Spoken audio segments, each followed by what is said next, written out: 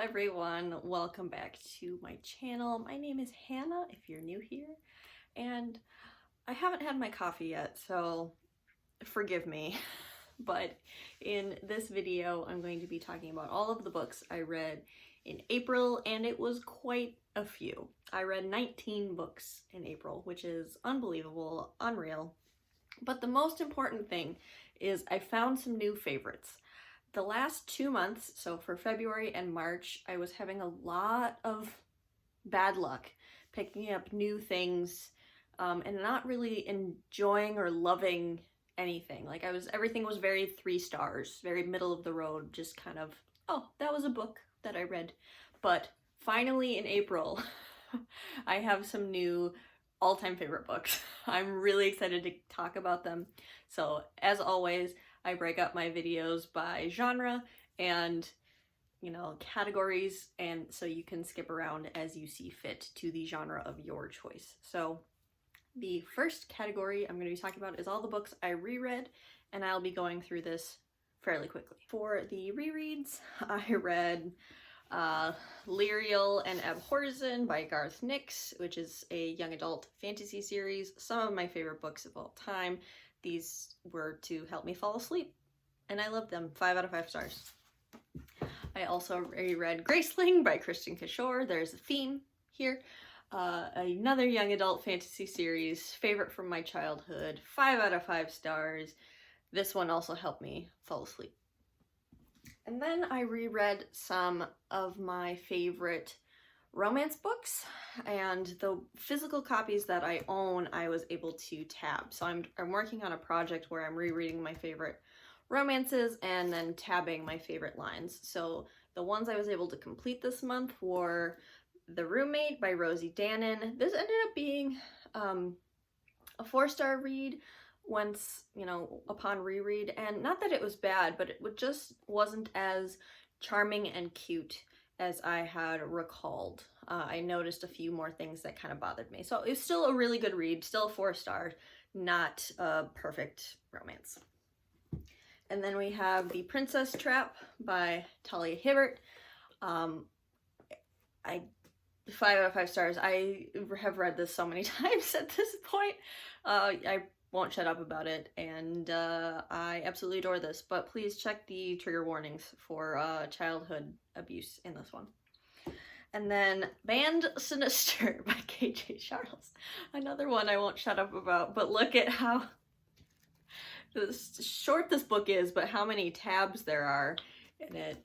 Again, another favorite, all-time favorite, 5 out of 5 stars. And I did manage to read one more romance book reread, and that was Work For It by Talia Hibbert.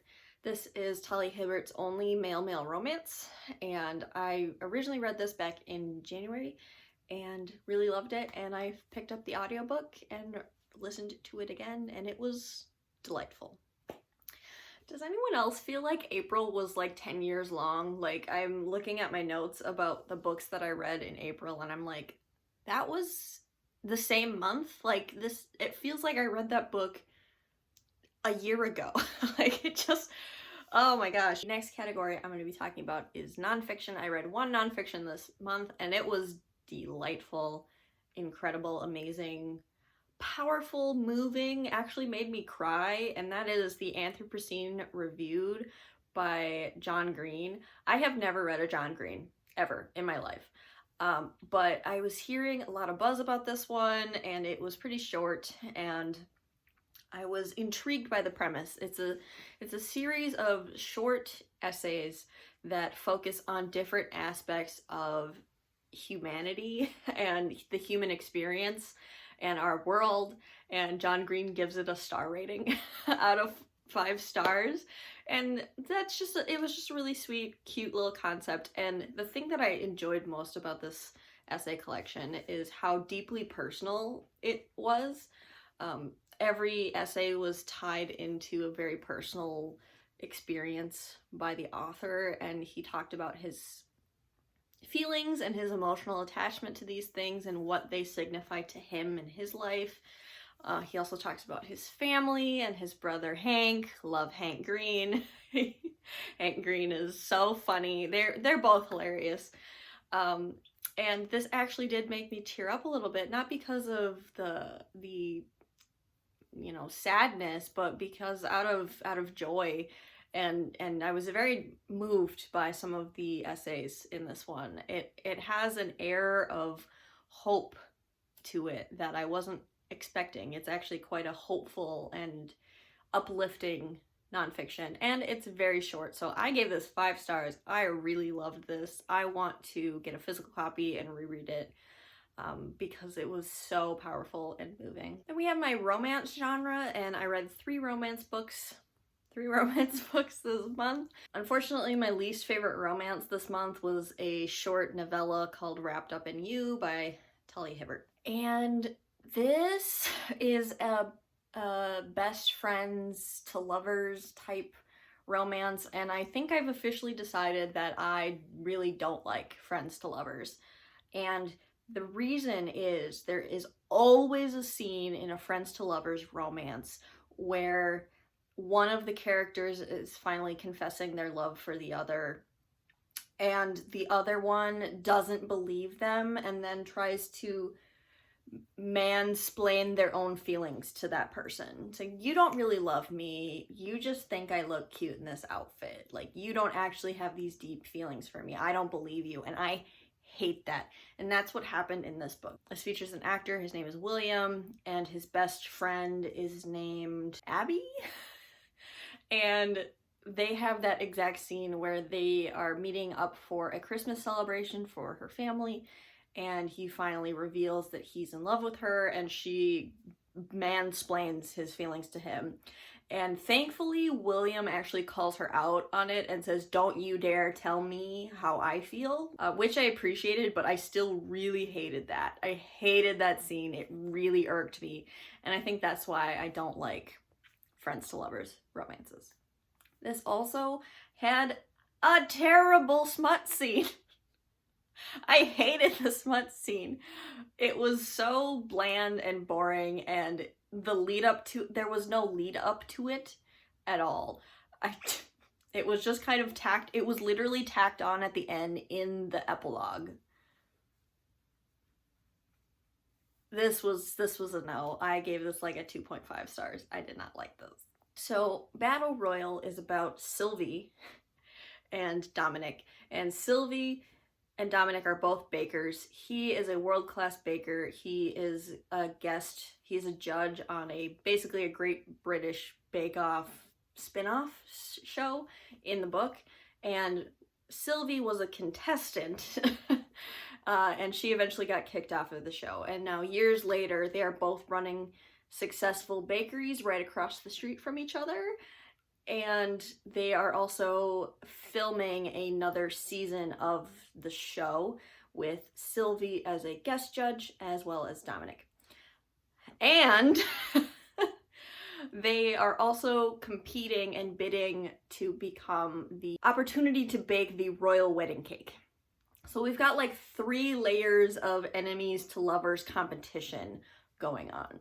And honestly, I liked all of those elements. I liked the plot, I liked the competition, I liked the banter between these 2 characters, but I didn't love it. And I liked Sylvie and I liked Dominic as characters, but I honestly didn't buy the chemistry between them. I just didn't. It just didn't work for me, and that's fine. The one thing that I did enjoy about this book is I was really invested in the royal couple storyline. There's the princess and her fiance have a whole plot line with the cake and whatnot, and that whole storyline and the chemistry between the princess and her fiance was more charming and endearing to me than the main couple of the story, which I think speaks volumes to how the chemistry of the main couple just didn't work for me.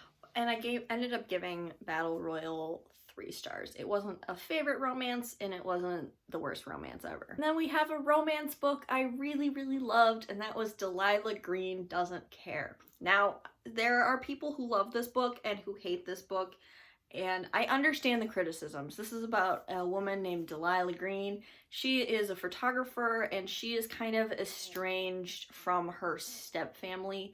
her father had passed away when she was 10, and she was raised by her stepmom, and she was living with her stepsister, Astrid. And so basically as soon as Delilah turned 18, she ran away to New York City to become a photographer and kind of left her family behind. And this is about Delilah coming back to her small town and doing the photographs for Astrid's wedding, her stepsister's wedding. And this is a sister's best friend type of sapphic romance. So one of Astrid's maid of honor is named Claire, and she and Delilah end up forming an attachment, have a relationship. Now, as a romance book, this has a lot of gimmicks and little silly moments where they essentially, the guy that Astrid is marrying is a total prick, and so the friends and Delilah decide to team up to break them up. And if you find that childish, that's totally fine. I totally get it. But to me, I thought it was hilarious. The antics that they get up to follow that plot thread were really great. But what really struck me was the real rebuilding of the relationship between Delilah and Astrid, the stepsisters. It was so moving to me. I have 2 sisters, and I don't want to get emotional, but I love my sisters more than anything in this world. And so seeing the siblings come together after all this time and confront their feelings and talk about what went wrong and how they're going to move forward in their relationship was beautiful, and I cried like really hard. There was a particular scene where some truths are revealed about what they were going through after their father died. And it was so powerful and moving, and just like the sibling dynamic is what got to me. I really liked the romance in this as well, but to me, the thing that shines brightest is like the familial connection and the friendships in this book, which is why I loved it so much. I really like this, and it's sapphic. Love it. Delilah Green is my new lady crush. My next genre is science fiction, and I will go through the next 2 pretty quickly. So I read Sunreach and Redawn by Brandon Sanderson and Yancey Patterson. These are 2 novellas between books 2... Yes. Between books 2 and 3 of Brandon Sanderson's Skyward series. So in the Skyward series, it's 4 main novels, and these 2 novellas fit in between books 2 and 3, and you must read them in order to understand all of the context of book 3.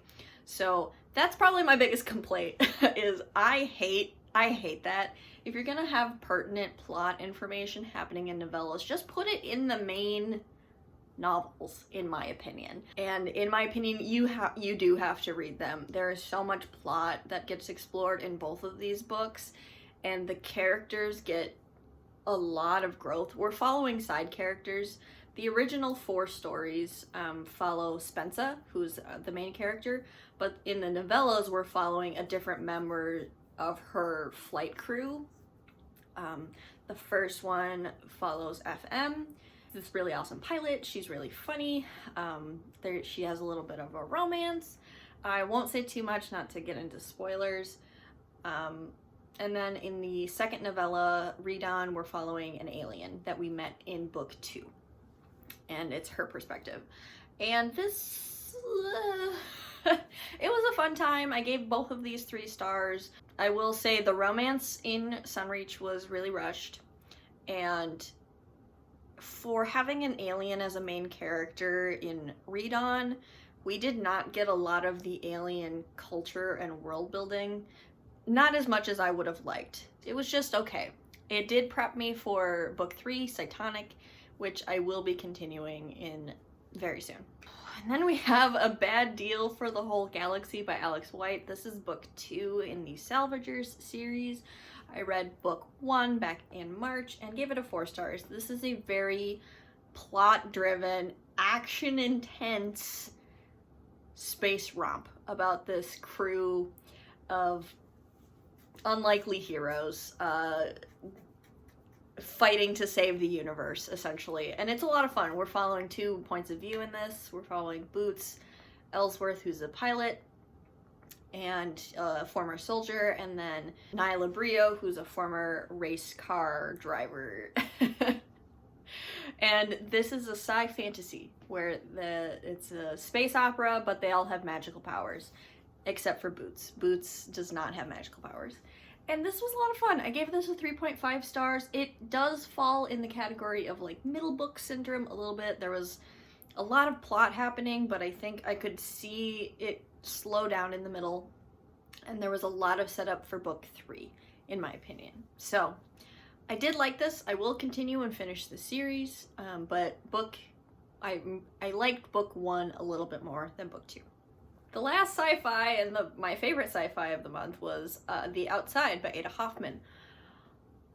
Oh boy, I don't even know how to talk about this. This is also sapphic. The previous book was also sapphic. My new favorite genre is space sapphic. It's about a woman named Yasira Shen, and she is a scientist. And she is building a reactor to power a space station. And something goes wrong, and she actually accidentally like rips a hole in the reality, in the fabric of the universe. Oopsie daisy. So she gets captured by the AI gods of this universe. You heard me right. The AI gods of the universe, who are like, hey, you broke the universe, we're gonna punish you, but instead of punishing you, we're gonna strike a deal. She strikes a deal with these godlike beings to help track down her mentor, who is deemed a heretic, in exchange for her life. The Milky Way has a set of physics. I will put it this way. Has a set of physics, and the AI gods control the physics of that universe. And if you try to break or go outside of this universe, the physics of the outside, which is why the book is called The Outside, the physics of the outside are completely different from the physics inside. So basically what happens is Yasira accidentally used outside physics in her research and didn't realize it. And anyone who uses outside physics is deemed a heretic. You following me? So that's what's going on. So this is kind of a mystery, like where is the mentor? Are they gonna kill Yasira? Yasira has a girlfriend, like is she gonna see her again? All sorts of things happening in this book. And I really liked this. I gave this 4 stars, but it was so confusing with the physics and the different physics between the inside and the outside, that I felt stupid. I felt dumb reading this. As a non-science person, this kind of stretched my brain a little bit. It had some horror elements, which I thought were a lot of fun. This is, again, a sci fantasy, I would say, where it's like almost fantastical. There's angels that are like cyborgs, and like the AI gods concept, really, really cool. But again, it was almost overwhelming. I will continue the series. I really need to get on that. But yeah, this was very good. 4 stars. Definitely not beginner sci-fi friendly, in my opinion. Last, let's talk about fantasy. Finally. My least favorite fantasy book I read this month was In the Serpent's Wake by Rachel Hartman. This was one of my most anticipated books of the last 5 years, and I gave it a 3.5 stars. So I did enjoy my time reading this. This is the sequel to Tess of the Road, and I was hoping for a lot of things for this book, but I knew with my track record that I needed to lower my expectations. So I went into this book with lower expectations. So this is supposed to be about Tess, who in book 1 is on a really emotional journey to learn to heal and love herself after the trauma of her childhood. And in book 2, she is continuing that journey, but we get different points of view thrown in as well as they are on this expedition to the south to find a world serpent, a giant mythological creature. And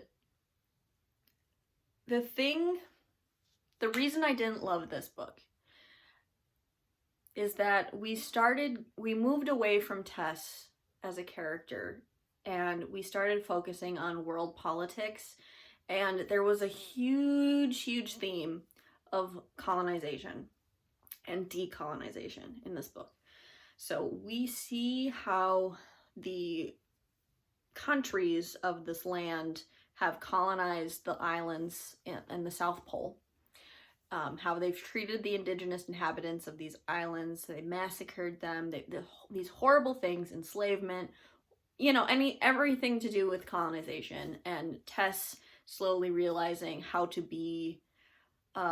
support the indigenous community without telling them what to do or forcing her help on them, is essentially like the theme of the book. And so while I think the author actually did a really good job handling this topic, it's a very sensitive and very challenging theme.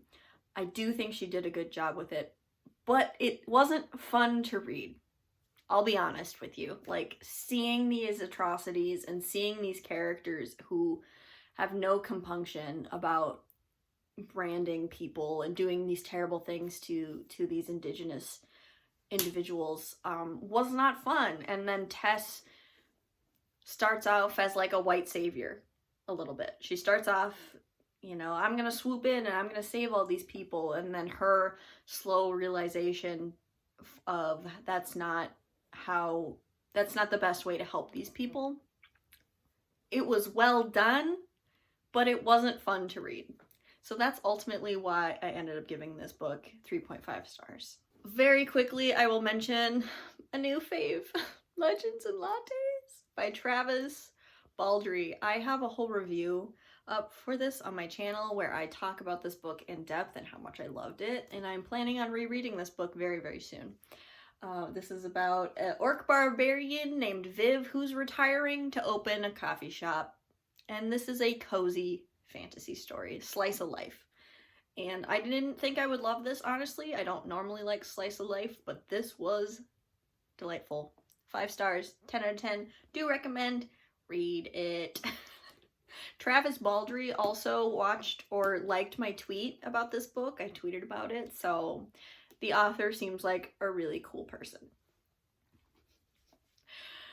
Lastly, let's talk about Jade War and Jade Legacy, books 2 and 3 of the Greenbone saga. Oh my god. These were so good. I did enjoy book 1, Jade City. I read that last month. I gave it like a 3.5 stars. I could see the potential. But there were just some things in book 1 that I didn't love. So now, talking about books 2 and 3, I will talk about it fairly vaguely. So this is a continuation of the gang war between No Peak and the Mountain Clan, who are struggling to become dominant in their island nation. And in Jade War, book 2, the politics of the clan war is opening up to outside countries and outside influences.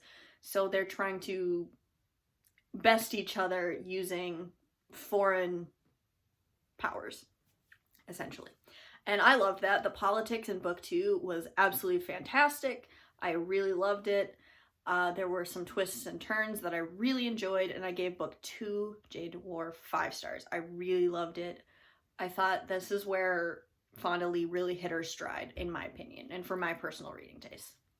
And then Jade Legacy. I had a rough start with Jade Legacy. And it's hard to talk about why, but at the beginning of the book, there is a certain character who's behaving badly, I will say. And I had a really hard time approving of that behavior and accepting that. But somehow, by the end of the book, that behavior that character somehow got redeemed throughout the 700-page book. This character really stepped it up, surprisingly, and I was flabbergasted by the transformation of this character. And by the end of the book, I was ugly sobbing over this character. That's all I'll say. I literally ugly cried at the end. My partner was asking me, "Oh, how's your book?" And as I'm telling him, I start crying harder because I was trying to express like all of the emotion of like how this author was able to make me love this gray ass character from start to finish. That the execution of that was masterful, incredible, amazing. But this is one of the best conclusions to a trilogy ever, period, point blank. There was so many plot twists. There was a lot of violence and action. There was heartbreaking and tear-jerking moments. There was heartwarming moments. This had it all. This had it all, and I'm still not over it. I finished this last night. Still not over it. I don't know what I'm gonna read next, to be honest. I just keep thinking about Jade Legacy. This is a new favorite series. I gave book 3 like 4.5 stars, but it deserves all of the accolades it has received. I'm incredibly impressed by the Greenbone saga as a whole. Those were the 19 books I read this month. Oh my god. And thank you so much for watching. What have you been reading? Let me know if you're interested in any of the books that I talked about, and I will see you in another video of mine very soon. Bye!